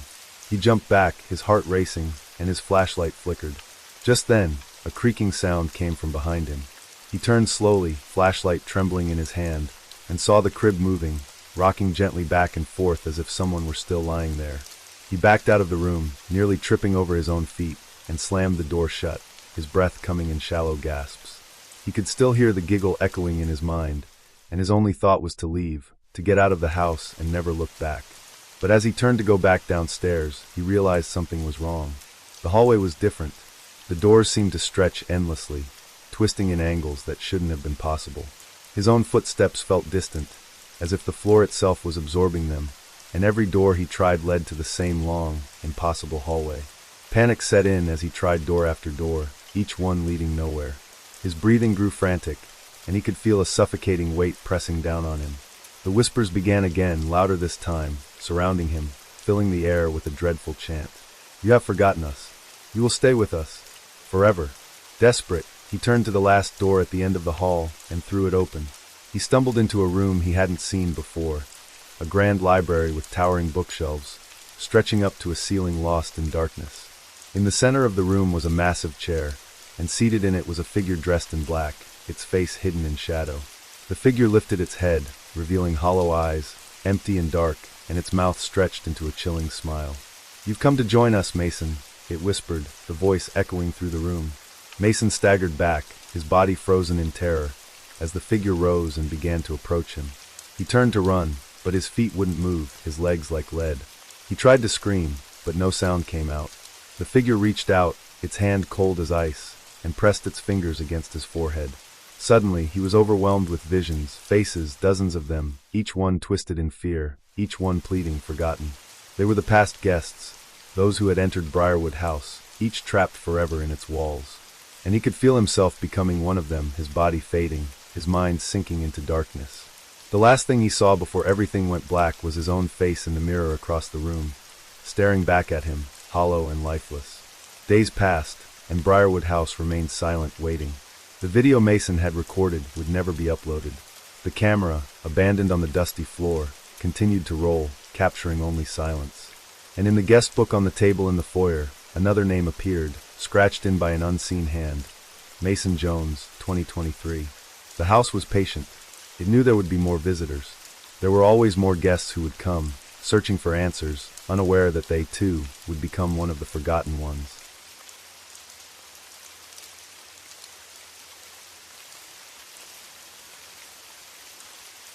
When Samara's grandmother died, she left her granddaughter a single inheritance, her house on Black Hollow Road, a place Samara had only visited once as a child.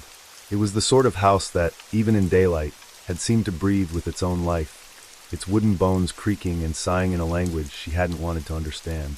The inheritance came with a condition. Samara had to live there for 30 nights to claim ownership.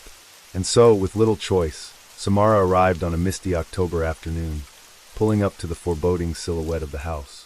It was just as she remembered, tall, narrow, and shadowed by towering trees that whispered in the wind. The shutters hung crookedly, the windows were dark and uninviting, and ivy had begun to reclaim parts of the walls. Samara shivered as she stepped out of her car, feeling as though she were stepping into another world. She unlocked the front door and walked into the house, the air thick with the scent of dust and something else, something bitter and metallic. She turned on the lights, casting a warm but feeble glow on the aging wallpaper and creaking floorboards. Her grandmother's belongings were all still there, frozen in time. A book left open on the armchair, knitting needles resting in half-finished fabric. Taking a deep breath, Samara forced herself to settle in. She set her bags down, explored the rooms, and turned on her phone to start recording a video for her friends. "Hey guys," she said with a strained laugh. "I'm officially in Grandma's creepy old house. Let's hope I survive the 30 days. She laughed, but the empty silence that followed seemed to swallow the sound. The first night was quiet. Samara lay in bed, listening to the wind rustling the trees outside and the occasional creak from the house settling. She drifted into an uneasy sleep, haunted by strange dreams of empty rooms and flickering lights. On the second night, she was woken by a noise, a soft whispering sound, almost like the rustle of fabric. Sitting up, she looked around her dark room, her heart racing. The house was silent again. She lay back down, telling herself it was nothing, that old houses made noises at night.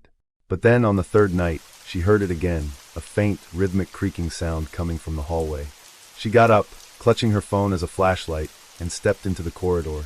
The noise was louder out here, a slow, methodical creak, like someone rocking back and forth. It led her down the stairs, guiding her toward the living room. Her flashlight caught the shape of her grandmother's favorite rocking chair, swaying back and forth on its own. She froze, unable to move, as the chair creaked louder, as though an invisible figure were rocking in it, staring straight at her. A cold chill swept over her. She forced herself to step back, to breathe, to tell herself that she was just tired. But as she turned to go back upstairs, she heard it, a voice, faint and scratchy, whispering from the direction of the chair. "Samara." She bolted up the stairs, slamming the bedroom door behind her. She barely slept that night, listening for any sound, her mind racing with dread. The next morning, Samara tried to rationalize what she had heard. It was probably just her imagination, she told herself, nothing more. But the incidents continued. On the fifth night, she woke to the sound of soft laughter outside her door. When she opened it, she found the hallway empty, but there were faint footprints in the dust leading to her room. The laughter faded, but as she stood there, she heard something new, a distant, echoing sound, like voices layered upon each other, coming from somewhere deep within the house. The sixth night was worse. She was lying in bed, trying to sleep, when she felt a pressure on the edge of her mattress. It was as though someone had sat down next to her, weighing down the springs. Her blood ran cold as she dared to turn her head, but there was no one there. Just the imprint of an invisible hand on the blanket, as if reaching out to touch her. Terrified, she spent the rest of the night sitting against the headboard, her eyes wide open, waiting for morning. Days turned to nights, and the strange occurrences escalated. On the eighth night, Samara found herself standing in front of a locked door in the attic that she had no memory of opening. The door was heavy, made of solid wood, with a brass handle that seemed to hum beneath her touch. When she pushed it open, she was met with a cold blast of air. Inside, the room was pitch black, and as she stepped inside, she felt a strange sense of familiarity, as though she'd been here before. Her flashlight barely penetrated the darkness, and she had the unsettling feeling that something was watching her from the corners. Then she noticed the walls. They were covered in words, carved deeply into the wood, each word desperate and frantic. She leaned closer, squinting to make them out. "Help! Stay away! They listen! She's watching!" The words circled around the room, each one more frenzied than the last. In the center of the floor was a large, crude circle, surrounded by strange symbols she didn't recognize. As she stood there, trying to make sense of it, she heard a whisper in her ear. "Samara, come closer." She ran from the attic, her heart pounding, and locked herself in her bedroom, terrified and unable to shake the feeling that she wasn't alone. The nights that followed became a blur of dread and terror. The voices grew louder, their whispers following her through the house, relentless and suffocating. Sometimes she'd hear her grandmother's voice, gentle and warm, calling her name. Other times it was a voice she didn't recognize, harsh and angry, demanding that she leave. By the 14th night, Samara was on the verge of collapse. She hadn't slept more than a few hours, and her mind was fraying under the relentless onslaught of voices and shadows. Desperate, she went to the attic again, searching for answers, hoping to find some clue as to why her grandmother had wanted her to stay in this cursed place. As she entered the strange room again, she noticed something she hadn't before. A book lying in the center of the circle, bound in dark leather, its pages yellowed with age. She opened it, her hands shaking, and began to read. The book was filled with her grandmother's handwriting, detailing years of strange encounters, whispers in the night, visions of shadowy figures watching her from the corners. Her grandmother had believed the house was haunted, that spirits were trapped here, bound to the walls and floors, forced to relive their deaths night after night. But there was more. The last entry, scrawled in hurried, frantic letters, chilled Samara to her core. They want a new soul. I'm growing weaker, and they know it. They've chosen her, my granddaughter, to take my place. The house won't let her leave. She must stay for 30 days. God forgive me. Samara dropped the book, her mind reeling. Her grandmother had known about this, had known that the house was waiting, that it needed a new soul. She had been lured here, trapped in this twisted inheritance. She had to get out, now. Samara grabbed her things and ran down the stairs, but as she reached the front door, she felt an overwhelming force pushing her back. The air grew heavy, thick, pressing down on her chest. She could hear the voices, louder now, surrounding her, echoing off the walls. Stay with us, Samara. Desperate, she fought against the invisible force, clawing at the door handle. But it wouldn't budge. She was trapped, just as her grandmother had been, ensnared by the house's insidious grip. The lights flickered, and in the brief moments of darkness, she saw them, shadowy figures lining the walls, their faces gaunt, eyes empty and accusing. They were the spirits bound to the house, prisoners of its curse, and now they were reaching out to her, their hands cold and spectral, their voices a terrible chorus. Stay with us. The next day, the neighbors found Samara's car parked outside, but the house was silent. They knocked, but no one answered. Days turned into weeks, and still, there was no sign of Samara. The house remained dark and quiet, as if it had gone back to sleep, waiting patiently for its next visitor. Inside, the guest book in the foyer lay open, a single name scrawled on its last page. Samara Blake, 2023. The house would wait. It always did. And someday, someone else would answer its call, unaware of the whispers, the shadows, and the unbreakable bond that would trap them in the House of Echoes.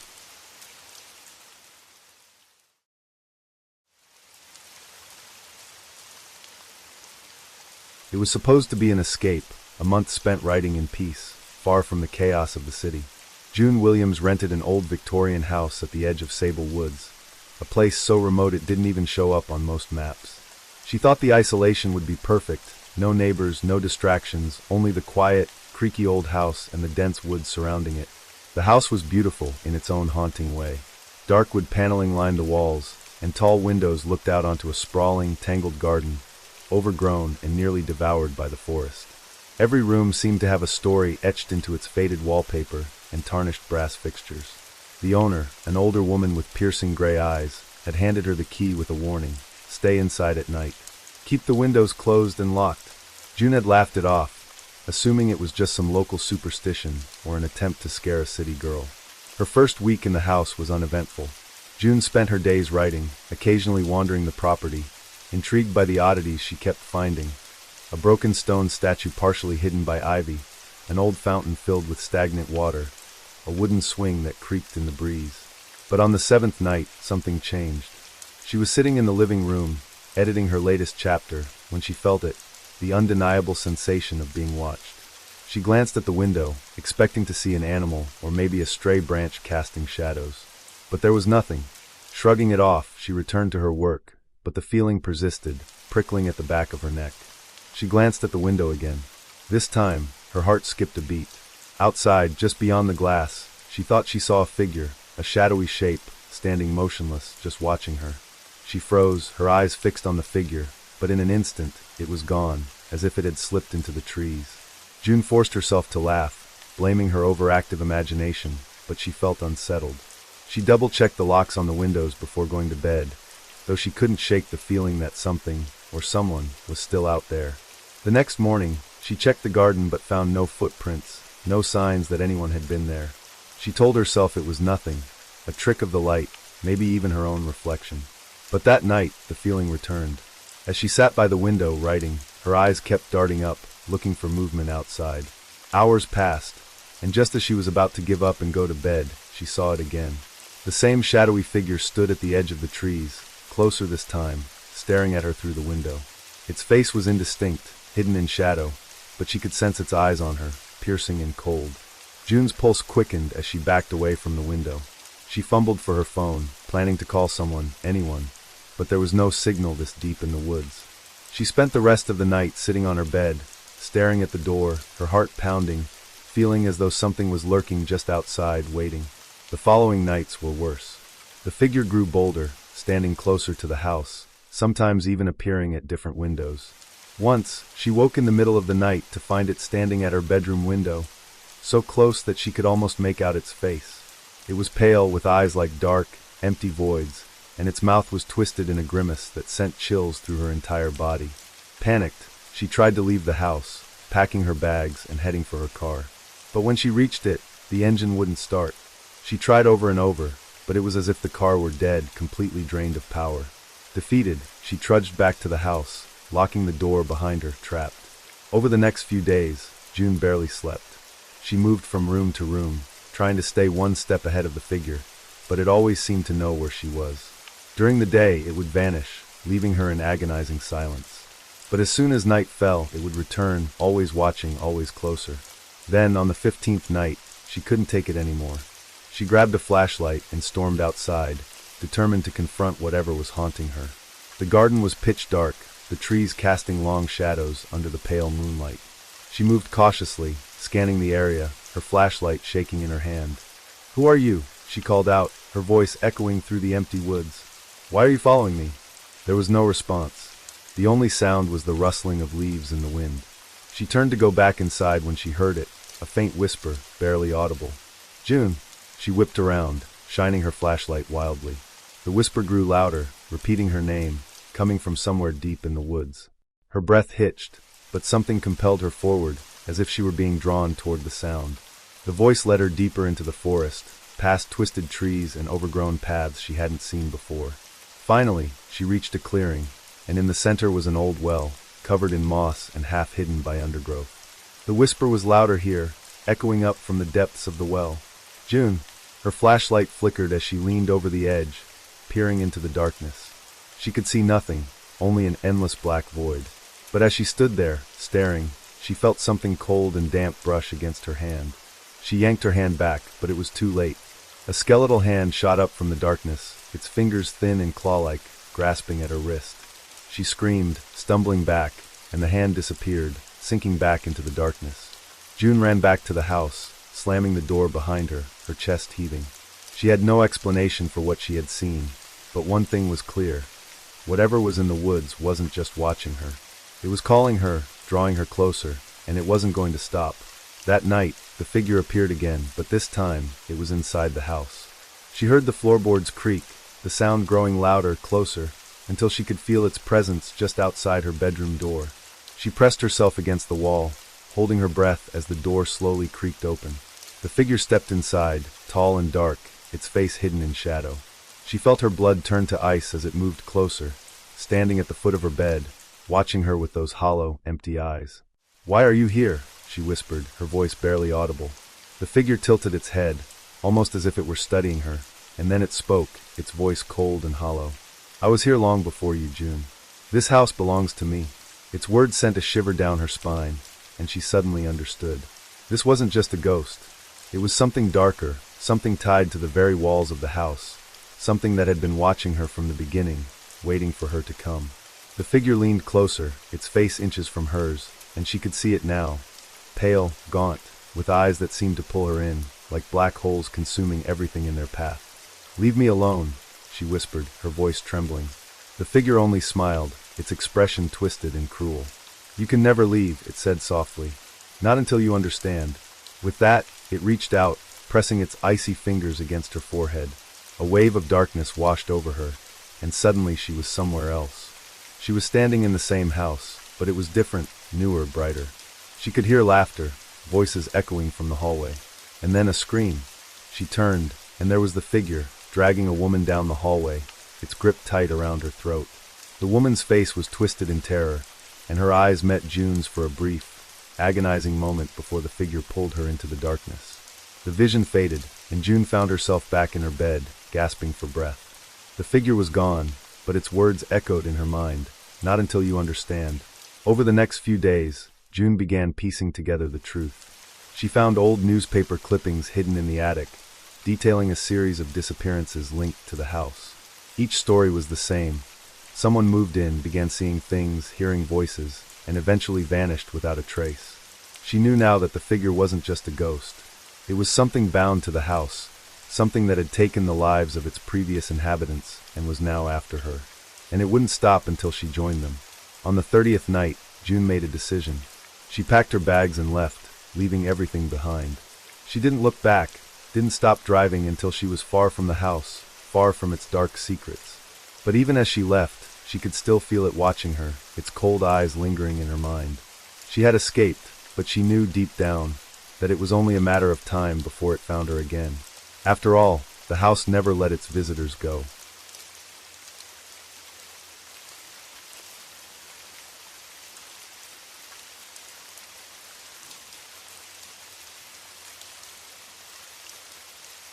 "20 years ago, an entire family mysteriously vanished from their home at 313 Evergreen Lane. Every piece of furniture was left in place, untouched, as if they had simply walked out and never returned. Neighbors in the small town of Cypress Grove were shocked and disturbed. The Reeds, a family of 4, had always seemed perfectly normal. One day, they were simply gone. Their car was parked in the driveway, lights flickered inside the house, and breakfast plates were set at the kitchen table, untouched. The police investigation lasted months, but no trace of the family was ever found. Rumors spread quickly, with some saying the house was cursed, that it was a gateway to another world. But the case went cold, and the house remained abandoned, slowly gathering dust, untouched and forgotten. 20 years later, James Harlow, a journalist on the brink of losing his job, was handed a last chance at redemption. A feature on the haunted house of Cypress Grove. James, who had recently experienced his own personal losses, felt a strange draw to the story, a need to uncover the truth about the Reed family's disappearance. Driven by a mix of ambition and desperation, he proposed the idea of living in the house himself for a month, documenting everything he experienced. To his surprise, his editor agreed, eager for the haunting tale that would undoubtedly sell. James packed his bags and drove out to Evergreen Lane, certain that this story would be his big break. When James arrived, the house stood before him like a looming shadow, tall and dark against the fading daylight. The windows were dusty, the garden overgrown, and yet everything inside seemed frozen in time, just as it had been the day the Reeds disappeared. The air was thick with an unexplainable stillness. He pushed open the heavy front door, which creaked loudly, and found himself standing in the entryway, surrounded by an eerie silence. He noticed that old clothes still hung in the closets, and a family portrait rested on the mantel, covered in dust but preserved as though someone had been dusting around it for years. James tried to shake off the unease and focus on the task at hand. He would document everything, stay rational, and finally uncover the truth. That first night, he set up his recording equipment, prepared to capture any unusual sounds or sightings. He sat by the living room window, typing out his initial impressions of the house, when a chill ran down his spine. It was as though someone were watching him, just beyond the glass. He glanced up but saw only the darkened garden and the silhouettes of twisted trees against the sky. He brushed it off as nerves and went to bed, telling himself he would find something of substance in the coming days. But that night, he barely slept. Strange sounds filled the house, whispers that seemed to come from the walls themselves, faint and unintelligible like distant voices. Footsteps creaked in the hallway outside his room, growing louder and then fading, only to return moments later. In his dreams, he saw flashes of the Reed family. A mother rocking a child in the corner of his room, a father staring blankly into a mirror, and 2 children giggling somewhere in the darkness. When he woke in the morning, he found himself drenched in sweat, his hands shaking. The following day, while exploring the study, James discovered a journal tucked beneath a loose floorboard. The handwriting was neat, precise, and almost clinical. The journal belonged to Daniel Reed, the father of the family, who had kept a meticulous account of each day in the house. The entries began with ordinary details, daily routines, observations about his children. But as James read further, the tone shifted. Daniel began describing odd occurrences, strange, whispering voices that his wife had heard at night, cold drafts that followed his children, and a presence that seemed to lurk just beyond their sight. James felt a chill as he read one entry dated a week before the family vanished. Lily says he comes to her at night, stands in the corner of her room. She says he's watching, waiting. I thought it was just her imagination, but last night I heard him too, standing in the hall, whispering her name. From that night on, James began experiencing the same phenomena described in the journal. Objects moved on their own. A chair was dragged across the room, lights flickered, and doors opened and closed despite him locking them. The feeling of being watched grew stronger, making him feel as though invisible eyes followed his every movement. He tried to ignore it, but the sensation was relentless. Determined to capture proof, he set up cameras throughout the house. The footage showed shadows moving without any source of light, a dark figure appearing at the end of the hallway, and an audio recording that caught a faint, eerie lullaby playing as though it came from the very walls. Each night, the whispering grew louder, filling his ears with low, guttural sounds that seemed to speak to him. The words became clearer with each passing night. "Join us, you can't leave, we're waiting." His sleep grew fitful, plagued by nightmares. He tried calling his editor, desperate for an outside voice, but his calls dropped, and his emails went unanswered. It was as if he'd been severed from the outside world, left alone in the house with whatever was lurking within.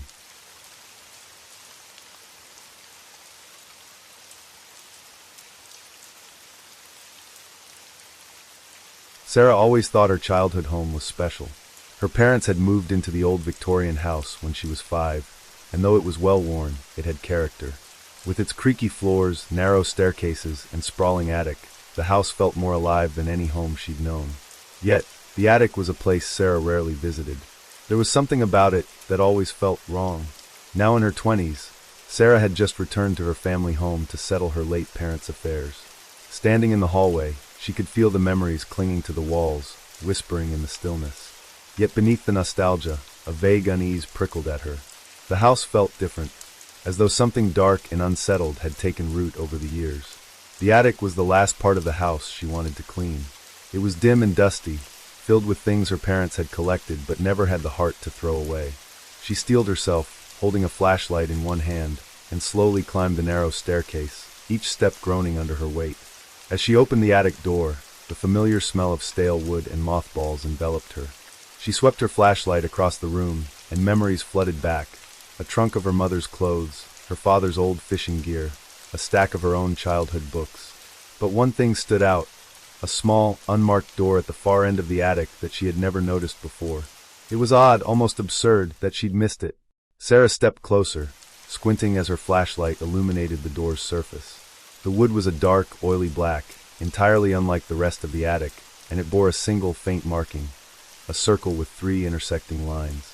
She traced her finger over the symbol, feeling a chill spread through her.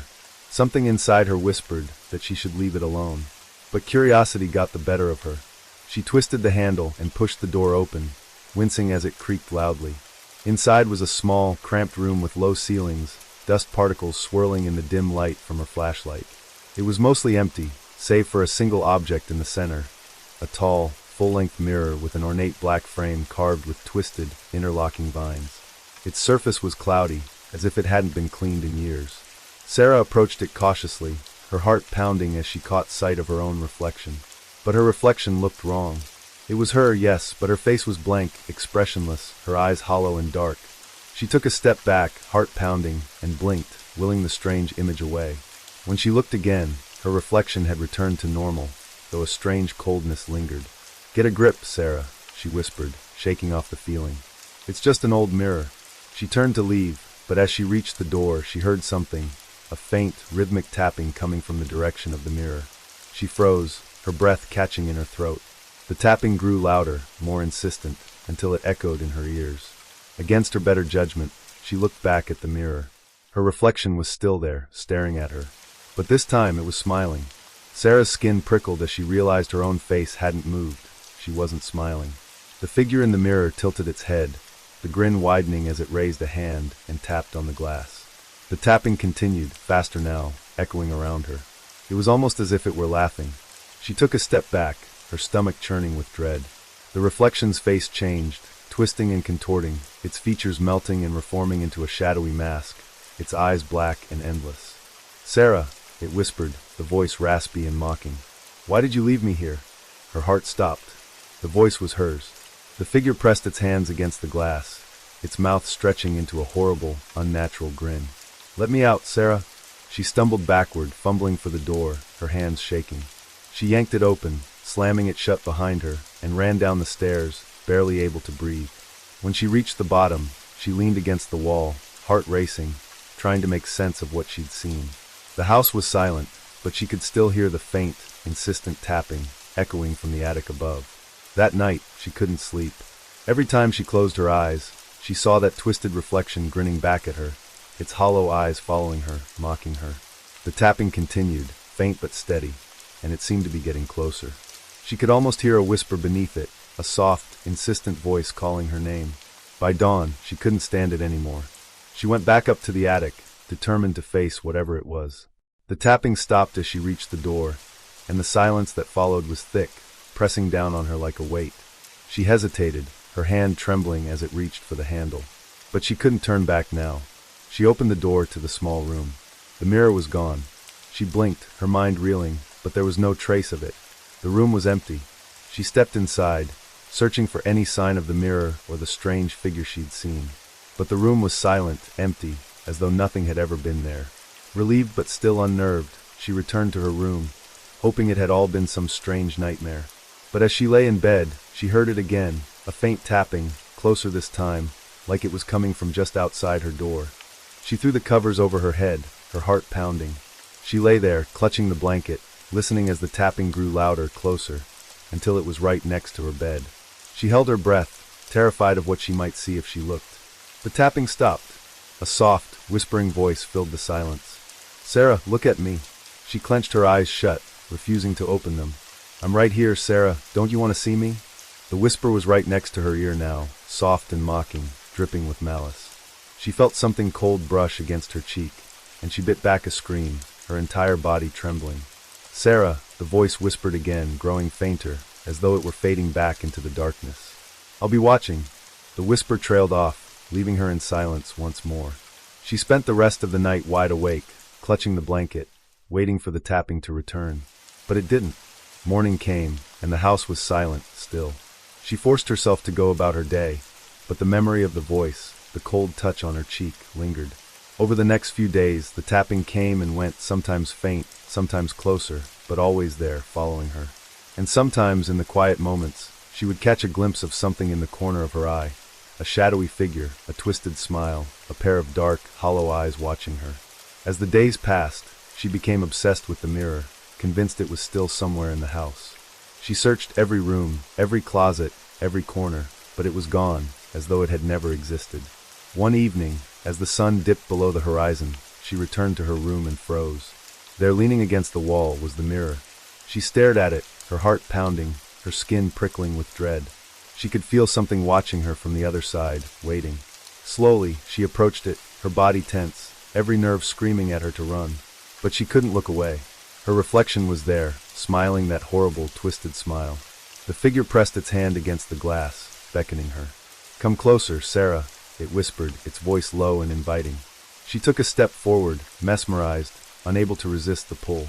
The reflection grinned wider, its eyes dark and endless, as it reached out, fingers pressing against the glass, reaching for her. "Let me out," it whispered, its voice a desperate, twisted plea. "I need you, Sarah." She reached out, her hand trembling, her fingers brushing the cold surface of the mirror. The glass rippled beneath her touch, as though it were water, pulling her hand in. She tried to pull away, but it was too late. The mirror was like quicksand, sucking her in, the figure's hands closing around her wrist, pulling her closer, its grin widening as it whispered in her ear. "Welcome home, Sarah." With one final, desperate scream, she was pulled into the mirror, her body vanishing into the darkness. The house was silent. Days later, a neighbor noticed that Sarah's house had been quiet for far too long. When no one answered the door, they called the police. The house was empty, with no sign of where Sarah had gone. But in her bedroom, they found a mirror leaning against the wall. It was old, with an ornate black frame, carved with twisted vines. The surface was cloudy, but if you looked closely, you could see something faint, deep within the glass. A pair of hollow, staring eyes, and a twisted, desperate smile. If you listened carefully, you could almost hear it, a soft, rhythmic tapping, coming from inside the mirror, as if someone on the other side was trying to get out.